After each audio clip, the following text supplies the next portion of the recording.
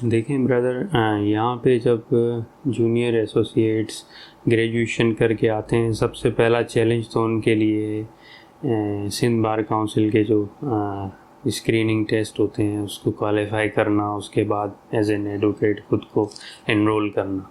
उसके बाद उनके पास चॉइस होती है कि किसी अच्छे काउंसिल के साथ खुद को अटैच करें या किसी लॉ फर्म में जाएं। ऑब्वियसली एक बात अंडरस्टैंड करने की है कि लॉ की फील्ड में इनिशियली थोड़ा सा आपको एक ग्रीवियंस या जो है ना मुश्किलात का सामना होता है। उसकी एक वजह ये है कि 8 मंथ्स ये इतनी वसी फील्ड है कि 8 मंथ्स आप ना चीज़ों को समझ सकते हैं, ना उन पे इम्प्लीमेंट कर सकते हैं, ना आप एक्सपेडाइट कर सकते हैं। तो ऑब्वियस सी बात है, पहला 1-1.5 साल 2 साल जब तक आपको समझ आए कि आप किस एरिया में प्रैक्टिस करना चाह रहे हैं, किसके साथ खुद को अटैच करना चाह रहे हैं और आप क्या काम करना चाह रहे हैं, तब तक आपको मुश्किलात का सामना है।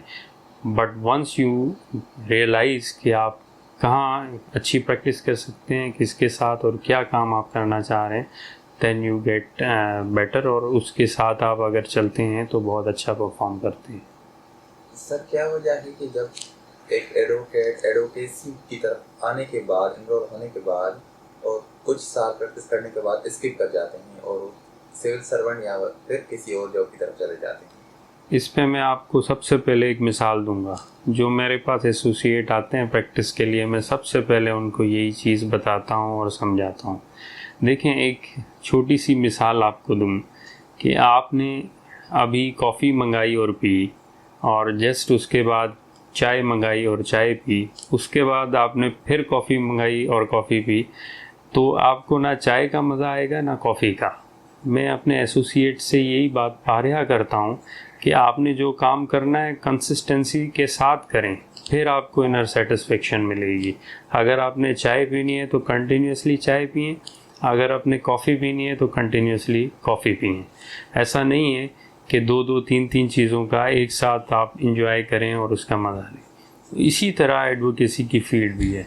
अगर आप एडवोकेसी में आ रहे हैं और आपने डिसाइड कर लिया है कि आपने एडवोकेसी करनी है, then you will become a very good lawyer. अगर आपने एडवोकेसी को एज ए सेकेंड ऑप्शन रखा हुआ है कि हम कमीशन, सिविल सर्विस और इधर उधर ट्राई भी करते रहते हैं और साथ में advocacy for the time being करते रहे, लेकिन उससे आपको कोई बेनिफिट नहीं होगा, उससे आपको नुकसान ही होगा। सर आजकल जूनियर्स जो हैं ब्रेन स्ट्रॉन्ग करने के बजाय ब्लेम करते हैं कि अगर ऐसा होता तो ऐसा हो जाता, तो उस पर आप क्या कहें? इसमें मैं कोई कमेंट नहीं करूँगा। ये मामला और ये मसला सिर्फ एडवोकेसी के जूनियर एसोसिएट्स का नहीं है, ये हमारी ओवरऑल जनरेशन का इशू है। उनको समझना चाहिए कि ब्लेमिंग करने से कुछ नहीं होगा, मामलात को समझें और आगे बढ़ें। एक छोटी सी मिसाल आपके सामने बैठी हुई है। I am a first generation lawyer, मेरी फैमिली में और कोई वकील नहीं है, और ऐसा नहीं है कि हमने किसी से out of the way support ली या कोई हमारे पीछे खड़ा था। ये अल्लाह की ज़ात थी जो हमारे पीछे हमेशा खड़ी रही है और आगे भी खड़ी रहेगी। तवक्कल तो अल्लाह, हम चल रहे हैं और थिंग्स आर गेटिंग बेटर। तो ऐसा नहीं है कि किसी को ब्लेम करें, अपनी एफ़र्ट्स करें, अपनी मेहनत करें, इंशाअल्लाह आपको उसका सिला ज़रूर मिलेगा। सर जब अप्स एंड डाउन आते हैं किसी भी फील्ड में, तो खुद को मेंटली स्ट्रॉन्ग किस तरह से रखें, डिप्रेशन से किस तरह से बचें? देखें, डिप्रेशन तो आजकल की जनरेशन का एक मतलब बड़ा कॉमन सा इशू है जो नज़र आ रहा है। सबसे पहले तो मैं आपको बताऊं, लाइफ में अगर वेरिएशन है तो लाइफ है, अगर लाइफ में वेरिएशन नहीं है तो फिर लाइफ नहीं है। आप इसकी मिसाल कार्डियो लाइन से लें कि जब तक आपका दिल धड़क रहा है, वेरिएशन है तो आप चल रहे हैं। जब धड़कना बंद कर देता है and it gets straight line, तो आपकी लाइफ नहीं रहती। इसी तरह की ज़िंदगी है, अप्स एंड डाउन्स आते रहेंगे। व्हेन यू गेट वरीड, जब आप मुश्किलों में हो, फियर्ड हो, तो आपको चाहिए कि सब्र करें, अल्लाह ताला से मदद लें। इंशाल्लाह वक्त कहीं नहीं रुकता, हमेशा पास करता है। तो आपको ऐसी सूरत में वेट करना चाहिए।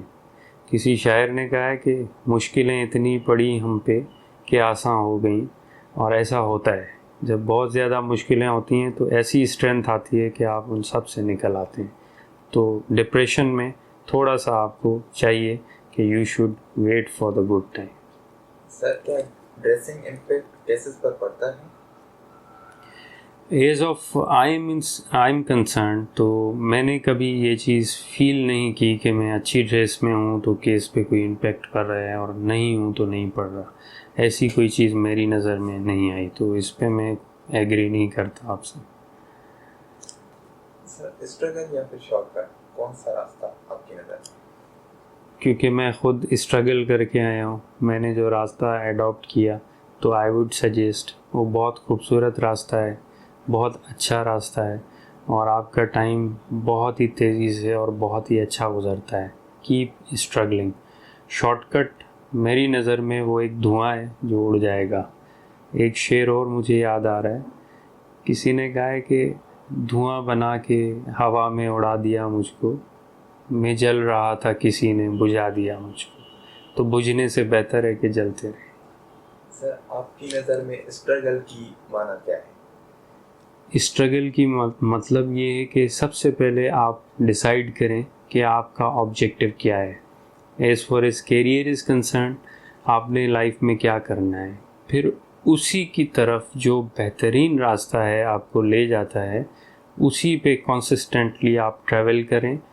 कोई सिल्क रूट, कोई शॉर्टकट ना लें। यस, सबसे बड़ी बात, स्ट्रगल जो है इट टेक्स टाइम, तो टाइम आपको देना पड़ेगा। One day you would definitely realise कि एक संग जो है वो किसी सीनियर ने तराश लिया है, अब वो इस काबिल है कि उसको मार्केट में रखा जाए और इंट्रोड्यूस किया जाए। अच्छा, एआई की अगर बात करें तो as of I am concern हमें एडवोकेसी की फील्ड के हवाले से कोई हेल्प नहीं मिलती। इवन आई ट्राइड के कोई एक ड्राफ्ट भी एआई से हम जनरेट कर सकें एक सिचुएशन दे के, तो वो डाइवर्ट कर देते हैं कि you should consult a lawyer. तो हमें तो कोई एआई से हेल्प आउट नहीं मिली। लेकिन जहाँ तक सोशल मीडिया का ताल्लुक़ है, yes it is very much helpful. हमें डेली बेस पे रिपोर्ट्स मिलती रहती हैं, क्या कानून में चेंजेस हुई, क्या अपडेट है, क्या रिसेंट जजमेंट्स आई हैं। रिसर्च हमारी अपडेटेड रहती है। Yes, social media is beneficial, but AI मुझे नहीं लगता कि वो एक वकील को या एक आम आदमी को कोई हेल्प आउट कर सकती है as for as field of advocacy is concern.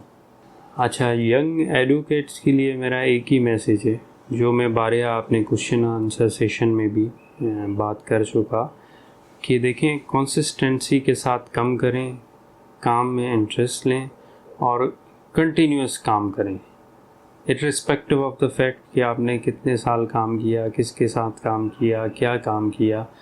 जो आपने फील्ड चूज़ की है उस फील्ड में कंसिस्टेंटली काम करें। इंशाल्लाह the things will get better with the passage of time. Thank you.